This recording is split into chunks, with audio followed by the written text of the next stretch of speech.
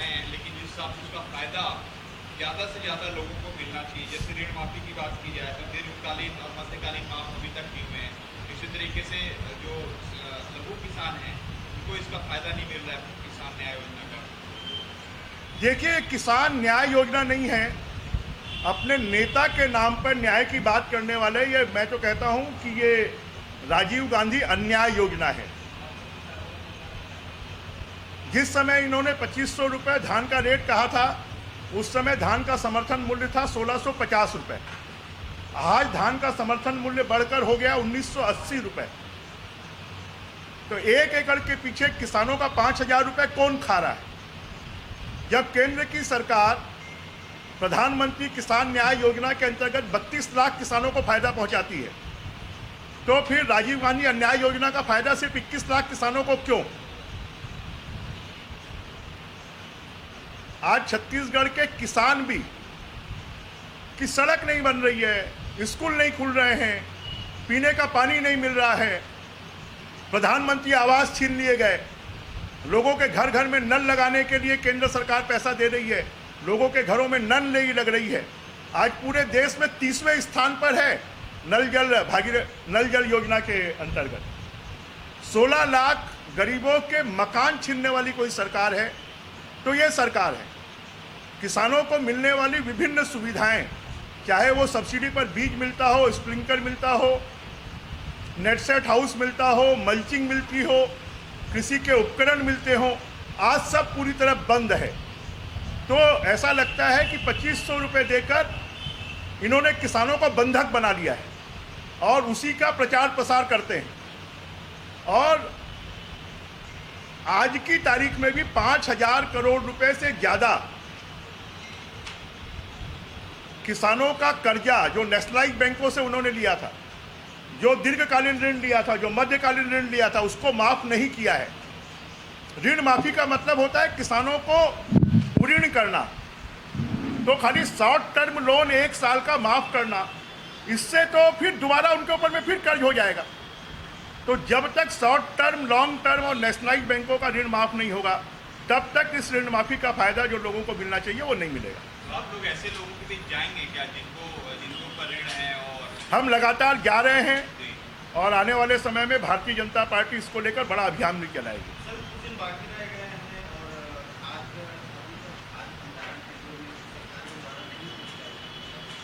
केंद्र सरकार पर आरोप भी लगाया है कि 40% माफ हो रही है, और आप भी कह रहे हैं कि राहुल गांधी ने कहा था कि हम आदिवासियों के हित नहीं होने देंगे, लेकिन आज क्या स्थिति देख रहे हैं? देखिए, हम कल हमारा भारतीय जनता पार्टी का प्रतिनिधिमंडल वहाँ पर गया था। हम प्रेस कॉन्फ्रेंस लेकर इसके बारे में पूरी बातें कहेंगे, परंतु हमें बड़ा कष्ट हुआ और दुख भी हुआ कि मुख्यमंत्री पद पर जैसा हुआ व्यक्ति अपनी बातों से मुकर जाए, अपने नेता की बातों से मुकर जाए, और वो बड़ी हास्यास्पद बात करे कि लोग अपने घरों के पंखे बंद कर दें, बिजली बंद कर दें, कूलर बंद कर दें। आज अगर छत्तीसगढ़ के हसदेव अरण्य के जंगल कट जाते हैं तो छत्तीसगढ़ का टेम्परेचर 2% बढ़ जाएगा। आज देश के अच्छे जंगलों में से वो जंगल है। जरा राज्य सरकार ही बताए कि अभी तक जो फॉरेस्ट्रेशन होता है उसके तहत जो कंपनसेशन फॉरेस्ट्रेशन करना है उसमें कितने झाड़ लगे हैं। कैंपा मद के अंतर्गत राज्य सरकार को हजारों करोड़ रुपए मिले हैं। उन हजारों करोड़ रुपए की बंदर बाट हो रही है, उससे भ्रष्टाचार हो रहा है। जो वहाँ पर झाड़ हैं, हम गए थे, 100 साल पुराने, 200 साल पुराने झाड़ हैं। क्या ये झाड़ एक दिन में खड़े हो जाएंगे? डीएमएफ फंड और कैंपा फंड तो पूरे प्रदेश के राजनेताओं का और अधिकारियों का पॉकेट मनी हो गई है। और छत्तीसगढ़ जो जंगलों के मामले में पूरे विश्व में, पूरे देश में पहचाना जाता था, उस पहचान को मिटाया जा रहा है। और आज भी जंगल के क्षेत्रों में रहने वाले जो 50% से ज़्यादा आबादी है वो आदिवासियों की आबादी है। और अगर हम कहेंगे तो जरा भूपेश बघेल जी ही बता दें कि उन आदिवासियों के कितने घरों में बिजली है, कितने घरों में कूलर है, कितने घरों में एसी है, वो कितना उपयोग करते हैं। उनके जीवन का तो आधार ही जंगल है। 4 चिरौंजी माइनर फॉरेस्ट प्रोड्यूस, जिसके दम पर उनके प्रधानमंत्री घर छीन लिए, तो वो तो खाली झाड़ों के नीचे ही झोपड़ी बनाकर अपना जीवन बिताते हैं। तो पहले उनके जीवन में खुशहाली लाना चाहिए, उसके बाद में इस प्रकार की बात करना चाहिए। क्या बिना ऑक्सीजन के अगर छत्तीसगढ़ का जो पूरे विश्व का 1% टेम्परेचर बढ़ रहा है, तो क्लाइमेट चेंज के ऊपर में पूरा विश्व चिंतित हो रहा है। जब छत्तीसगढ़ का 2% टेम्परेचर बढ़ जाएगा, तब छत्तीसगढ़ की हालत क्या होगी। खाली ये जो खेल है, ये छोटे भाई का बड़े भाई को उपकृत करने के लिए और अपने आर्थिक लाभ के लिए इस प्रकार की मजाकिया बात मुख्यमंत्री जी कर रहे हैं। लेकिन इसमें कह रहे हैं कि केवल 8000 पेड़ कटेंगे और ये कह रहे हैं कि जो नेतागिरी कर रहे हैं, जैसे आप ही लोगों को कहा है कि 4 लाख पेड़ कटेंगे, आप लोग बोल रहे हैं 8 लाख, जबकि उनका कहना है कि जो हल्ला मचा रहे हैं वो लोग कहना है 8 लाख, जबकि कटना है केवल 8000। ये गलत कह रहे हैं। 4 लाख पेड़ कटने पूरी सर्वे रिपोर्ट है। जब ये तीनों खदानें शुरुआत हो जाएंगी तब तक 4 लाख पेड़ कटेंगे।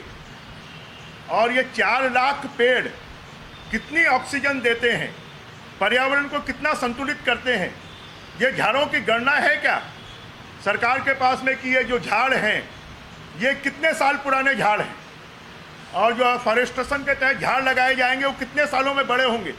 अभी तक जितना फॉरेस्टेशन हुआ उसमें कितने झाड़ लग गए हैं। राज्य सरकार के पास में कोई योजना नहीं है, कोई प्लानिंग नहीं है, और अंतिम स्वीकृति राज्य सरकार देती है। अगर राज्य सरकार उसको खुदाई की अनुमति, पेड़ कटाई की अनुमति नहीं दे तो एक भी झाड़ नहीं कटेगा। और झाड़ अगर प्राइवेट कंपनियां काट रही हैं, वहां पर पुलिस जाकर उनको क्यों रोक रही है? वहां पर डीएफओ क्यों उनको डराने धमकाने की कोशिश कर रहा है? ये लोग, वो कंपनी और हमारे जो वनवासी आदिवासी भाई हैं, जो प्रभावित लोग हैं, वो आपस में निपटेंगे। वहां पर पुलिस के पहरे में और रात को झाड़ काटे जा रहे हैं, और लोगों को डरा धमकाकर पुलिस के माध्यम से। तो ऐसा लगता है कि राज्य सरकार अपने स्वयं के हित साधन करने के लिए और वनवासियों को उनके हितों से वंचित कर रही है। For more news updates, do subscribe, like, share and comment. Clipper 28